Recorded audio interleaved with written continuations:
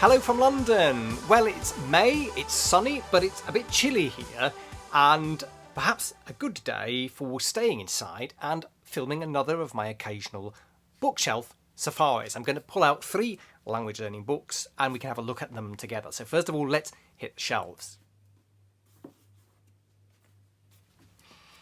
So the first volume I've got today for you is Beginner's Georgian by Donoda Kiziria. I'm sure I've mispronounced that, from the Hippocrene publishers. Now, Georgian has been on my wish list of languages for a long time, and I have other volumes for learning it here as well.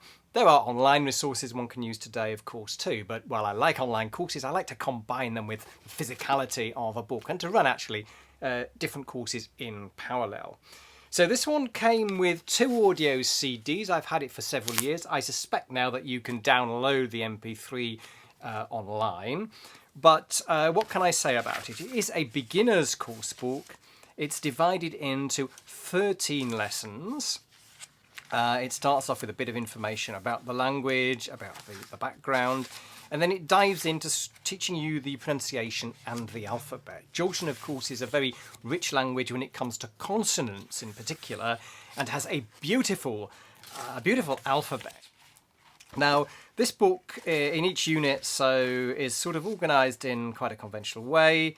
So a unit will start, let's try and find a unit to start with. So lesson 4 here is about kiln bread. So Georgian cuisine, of course, is quite a major motivator for going to Georgia or wanting to learn the language. But it starts with a short dialogue, which is a great way to start learning a language, I think. And also in parallel, another thing I like to see with the English on the other side.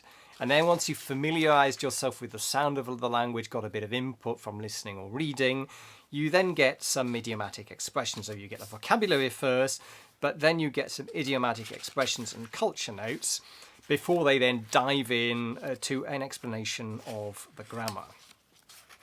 And then there are some exercises following that. Yeah. There aren't many exercises, but there are things to do, so you can be interactive, which is something else I like. Now, does it have the answers at the back? Key to exercises. Yes, it does. That for me is something I always want to see when I'm choosing a language volume.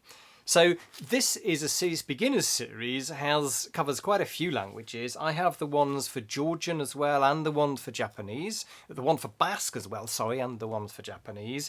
Do you know this series? Do you know this publisher? And have you thought of learning a language like Georgian? The second book I've got for you today is Dirty Russian. This is from the Ulysses Press, and the authors are Erin Coyne and Igor Fishun. This for me is more of a reference work. You might, however, want to learn some of the individual phrases in it.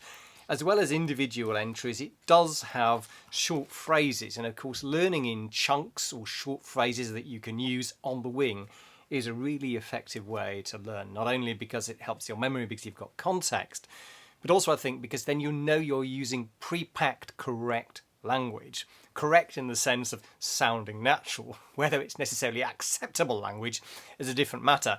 But these volumes, I've got the one for Italian as well, don't only cover the most obscene or blue language, actually. If I look at the table of contents here, we've got a section on Howdy Russian, which is about greetings, Friendly Russian, Party Russian, Body Russian, Horny Russian, Angry Russian, Poppy Russian. What does poppy mean? I don't know. That must be an Americanism, folks. Tell me in the comments. Sporty Russian and Hungry Russian. What's that about? 182, a Hungry Russian. Голодный русский. Let's eat. Okay. Давай покушаем. Okay. I want to chow down. What does that mean? I don't understand the English here. I'm dying of starvation. Okay. Я умираю от с голоду. Yeah, okay. С голоду, even. I can't think on an empty stomach. Tell me about it. Let's stop by a cafeteria. So these are certainly not all necessarily, as I say, things that you wouldn't necessarily want to use in polite company. But there are some, a lot with the F word and the C word, parts of the body, sexual problems, seksualne problemy. Yes, and other things I don't want to get sort of chucked off YouTube, so I won't necessarily be telling you about them. But puking, other bodily excretions. But then at the beginning there are things like hangovers, when you're wasted, drinking language, and a thing, just cool. Friendly Russian has got things like, sort of cool language among friends. My girlfriend is coming over tonight to hang out. You're the best lover, open brackets, male, close brackets, I ever had, and so on. Well, this is a bit of fun, but yeah, it's part of the whole picture. We want to learn not just the official language, but I think the whole range, the whole package, and particularly as you get more advanced, but also if you're using a language socially among young people, for example. Cursing, swearing is something which is used a lot as a way of bonding, particularly among men, as I understand it, in Russia. And so it's useful to know what's going on. Two caveats, I would say. One is with these slang collections, and I've got various of them on the shelves. They can date rather quickly, so you need to be aware of that. And the other, of course, is I like to err on the side of caution when I'm trying to swear in my foreign languages, because I know from listening to friends who have learned English who try and do it, it's pretty difficult to get it right. And if you're not careful, you can use something which is too strong in the wrong situation. And it can make you sound less rather than more natural. At least that's my view. What's your attitude to this sort of thing? Let me know in the comments. Now, for something completely different, the third volume I've pulled off today is this one. It's Italian Made Simple. This is an old volume, no longer in print. You can find it second-hand though. It's by Eugene Jackson and Joseph Lopreato. And this is Made Simple Books. Now, I remember when I started learning just German and Russian when I was a graduate student that my supervisor, the late Norman Stone, a very colourful, interesting character, encouraged me to get the equivalent volume for German and to work through it. These are very, very straightforward courses in terms of design. So they're really pretty stripped back. They have a sort of conversation at the beginning in a similar way to the Hippocrene book we looked at for the Georgian. They have parallel, although it's English underneath the Italian. There are numbered paragraphs, so it's easy to compare across. Translations there. Then you get the vocabulary. Okay, let's look in a bit more detail at one of the units here. So I'll go into chapter 10. This is Signor Smith saluta un amico al suo ufficio.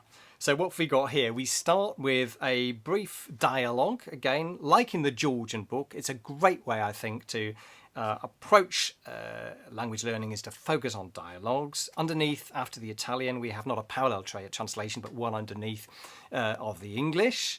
A few notes there. Then we've got the vocabulary with some expressions as well, not only isolated words, but some chunks of language. That's great.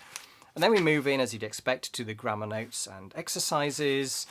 And they are quite extensive, and the exercises as well have answers at the back. So there's a good key at the back there for self-correction if you like exercises, and there's a vocabulary at the back too. So this is a complete package for getting the basics, well, all the key structures I think you need in a language, which is what I like from a textbook. That is a drawback, I think, about the beginners series from Hippocrene, that you're left sort of hanging. Some people like that because they want to dive into using authentic import reading and listening as early as possible. But I do like a volume which presents me with the whole language, as you like, in one place. For one thing, it's good for reference. Now, these come from a different era, the era of the cassette tape. And rather touchingly here at the front there are details of how you can write off and obtain the tapes for £15 for a set of 2, and there's an address there where you can write off and get them. Well, I don't recommend that we try and do that anymore. I don't actually have the audio with this course, but yep, it's one that's useful on my shelf, and I may come to at some time when I want to get back to brushing up my Italian again. What do you think? Do you know any of those series, any of those books? And what's your attitude to still using physical course books in these days of online courses, learning with apps? Let me know in the comments below. Thanks a lot for watching. As always, if you haven't yet subscribed for the vibe, I'd say please do. Think about a thumbs up, tickle that bell, and share your fan. See you next time.